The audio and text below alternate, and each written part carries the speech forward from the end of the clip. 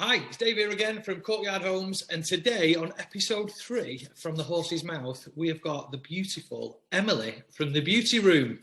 We're going to be having a chat with her, see how she's found it throughout lockdown, and again, what she is doing as a local small business to come out of this lockdown successfully, hopefully. So I'm going to hand it over to Emily now to introduce herself and say hello, and then we'll see if we can hear your story and what you're doing, Em. So hello, how are we? Hello, I'm good. Yes, are you? I'm all right, yeah. Not too bad at all, yeah. So how have you found this last 12 months then? Definitely had its highs and its lows.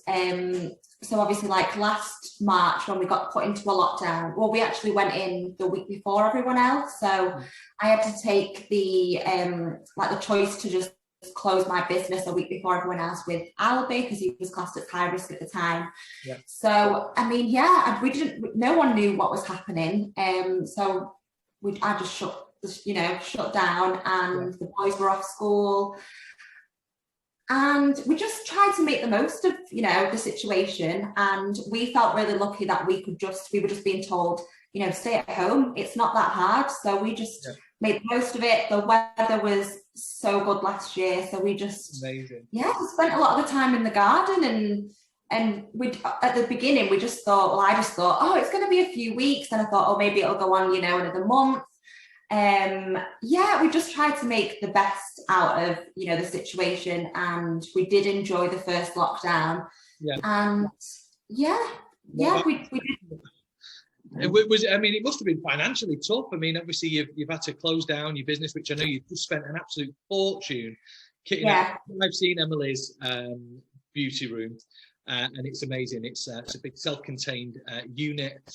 And it's all decorated. You want to see it inside. It's absolutely stunning. But I know you spent a load of money on that, and then... Yeah, that's the thing. So it was 16 months ago that this, the beauty lodge got built. And then I've only worked in it 8 months out of those 16 months. Yeah. So, and I love it in here. So even in the lockdown, like we turned this into a cocktail bar. I've been using it as a gym. So I've made the most of the lodge, even though I've not been in it working as long as I would have liked to. Yeah. But yeah, I just can't wait to be able to obviously reopen back up, and hopefully this is the last one, and that's it. Fingers crossed. So when are you actually hoping to open? When the government said that it's official for you? Government have said we can reopen from 12th of April, which is similar to a few of the businesses. So my booking system's open to make appointments, and hopefully it feels like this is going to be the last one. I feel like so with the last lockdown, obviously we could reopen, like the beauty industry could reopen in the end of July. So we opened then, but I didn't get every single of my clients back because I've got a few older clients that are vulnerable, or people that are classed as being high risk, so they didn't come back. And I feel like now with everyone having vaccinations, things seem like they're getting back to normal. So hopefully I get all of my clients back, I'm able to take on some new clients too. So yeah, from the 12th of April, the first week I think I'm pretty much booked up. I've got a few appointments, but yeah, just hopefully get back to being what I was like pre-lockdown, because I was so busy. I was having to turn clients away. And then after the last lockdown, and obviously we got put into another lockdown in the November, then we could open for Christmas, and then obviously another lockdown. But I do feel like this is the last, this is it. I don't think we're going to put into another lockdown again, fingers crossed anyway. Hope not. Well, no, I mean, obviously, you've got the two young boys. They're both in school now, and I know when we spoke earlier on, you said now you can open that up a little bit and potentially take on some new clients and open some further hours and days potentially. Because before, obviously, parents and the boys trying to get them sorted out, and then working. I mean, obviously, you've been juggling everything as a lot of single, young business women and men are doing. So it's got to be tough. But how much more availability have you got now than you had before?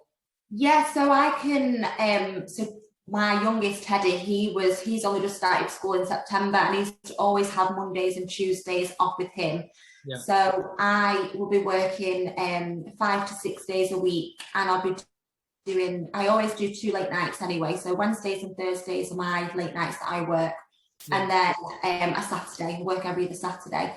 So a lot of my regulars do like to get their appointments booked in advance, which is amazing because then they can book out their evenings or the weekend booking in, and then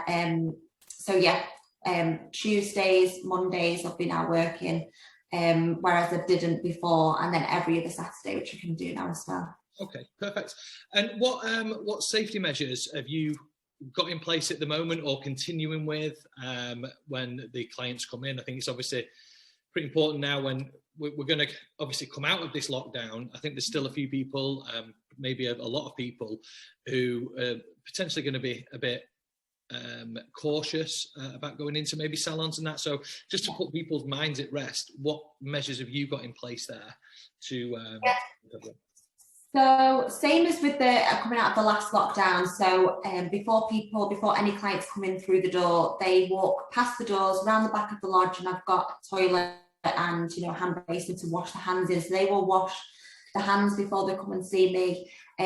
Walk through the door, use the hand sanitizer.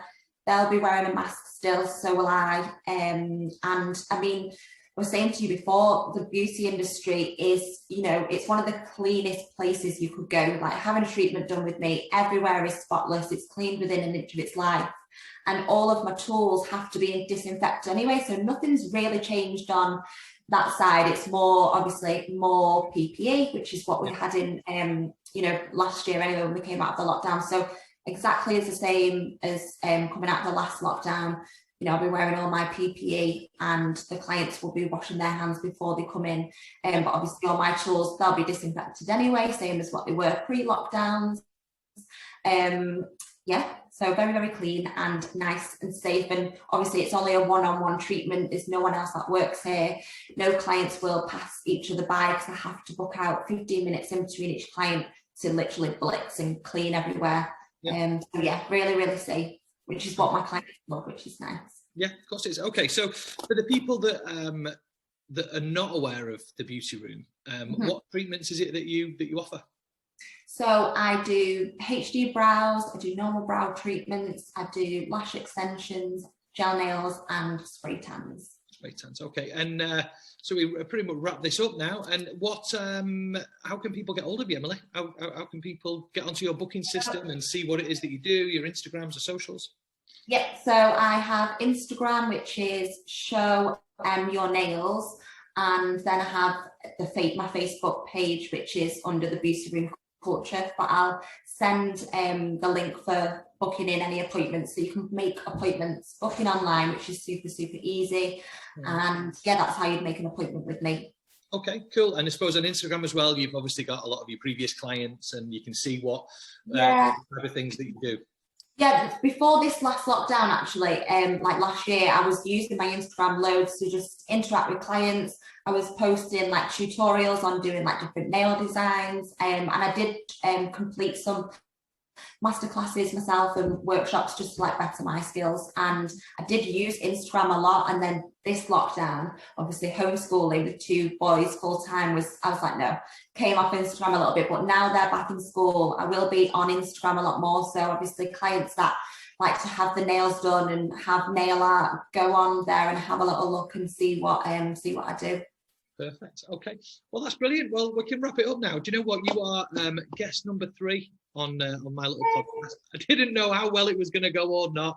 I didn't know whether it was going to be crap, to be honest. But you guys make it really, really easy, and I think it's nice that we can let these the small local businesses have a voice out there and just to be able to share what they're doing. So I'd like to thank the guests. We've got a few more coming up this week, and as long as people are still watching, we'll keep sending them out. But the likes of Emily and Belinda and Jenny we've had on previously.